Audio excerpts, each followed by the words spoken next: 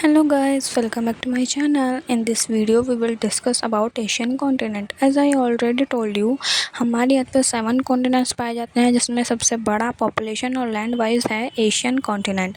और अब हम उसके बारे में जानेंगे कि उसके कितने पार्ट्स हैं। तो बेसिकली एशिया के north Asia, south Asia, east Asia, central Asia में डिवाइडेड है जिसमें काफ़ी सारी कंट्रीज़ आती हैं।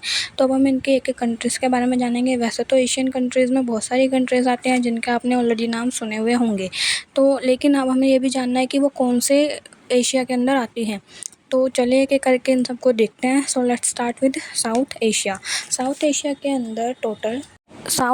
के अंदर Afghanistan, Bangladesh, India, Iran, Maldives, Nepal, Bhutan, Pakistan and Sri Lanka जैसी कंट्रीज़ आती हैं।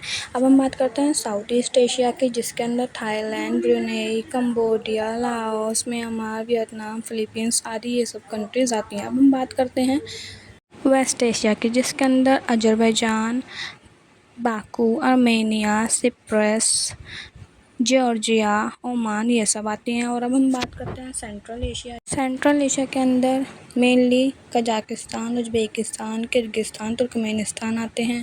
अब हम बात करते हैं ईस्ट एशिया की, जिसके अंतर्गत China, Hong Kong, Macau, Japan, Mongolia ये सब कंट्रीज आती हैं।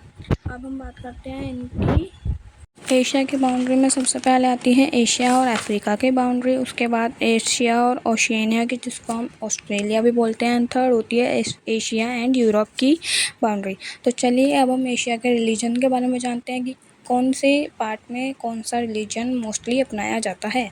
तो सबसे पहले आता है बुद्धिज़्म, जो मेनली साउथ ईस्ट एशिया में ज़्यादा पाया जाता है, जो ओरिजिनेट इंडिया से हुआ था लेकिन अब वो मेनली साउथ ईस्ट एशिया में अपनाया जाता है, जैसे थाईलैंड, वियतनाम एक्सेट्रा। अब हम बात करते हैं इस्लाम की। इस्लाम मेनली सऊदी अरेबिया में अपनाया जाता है। सो इस वीडियो में बस इतना ही। Thank you for watching and do subscribe my channel if you like it and मिलते हैं नेक्स्ट वीडियो में। टाटा।